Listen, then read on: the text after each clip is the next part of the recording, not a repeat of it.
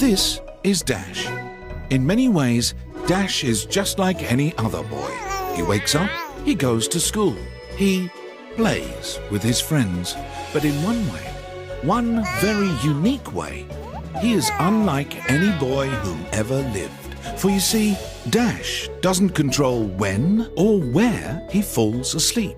With every doze, every nap, every slip into that sweet, sweet slumber, Dash appears in a new and exciting dream of fantastical adventures and unusual foes. Explore worlds, collect doohickeys, swap noggins, vanquish foes, solve puzzles, find pogs in the brand new 2D rip-roaring, side-scrolling Adventures of Dash.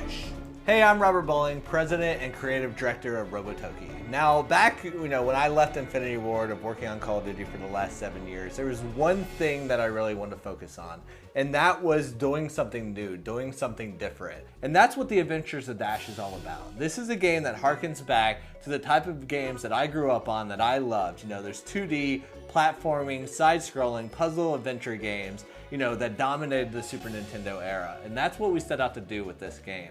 This is a game that's all about exploration. It's about going out, exploring the awake world, interacting with NPCs, solving puzzles, finding collectibles. It's a very sweet and innocent sort of mechanic. But the hook is, at any moment, whenever you're interacting with objects, whether it's a coin-operated, machine outside the grocery store, or something at the arcade, or something at a graveyard, you could trigger a dream sequence. And now what I love is every dream is owned by a different artist. They have control of the art style, the direction, the gameplay mechanics, the character designs. Dash is changing throughout every dream, the enemies, and they're all inspired by whatever you were doing or the environment you were in this awake world.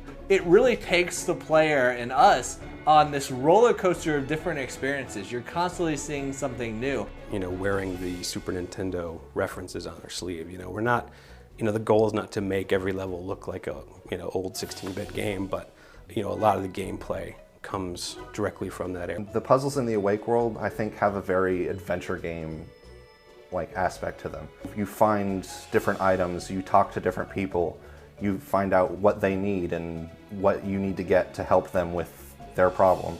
And doing that will get you further in the game, get collectibles, and even sometimes trigger dreams that you can then experience in a new art style.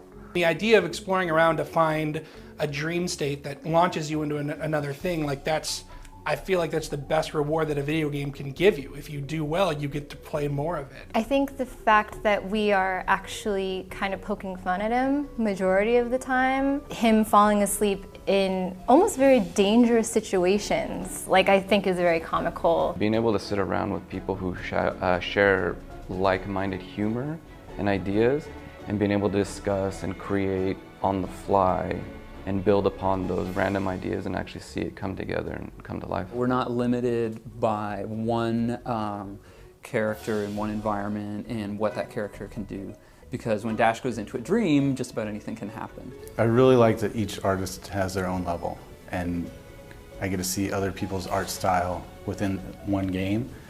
And for me, it's like a dream come true. So we're so excited to bring you the Adventures of Dash, but most excited about you getting involved, giving us your inspirations, giving us your passions, and inspiring new levels, new dreams, new puzzles. So check out the prototype video, check out the rewards, find something you're passionate about, and we hope to see you involved. So thank you so much for watching the video, contributing if you contributed. Be sure to go to theadventuresofdash.com or @SleepyDash on Twitter and get involved.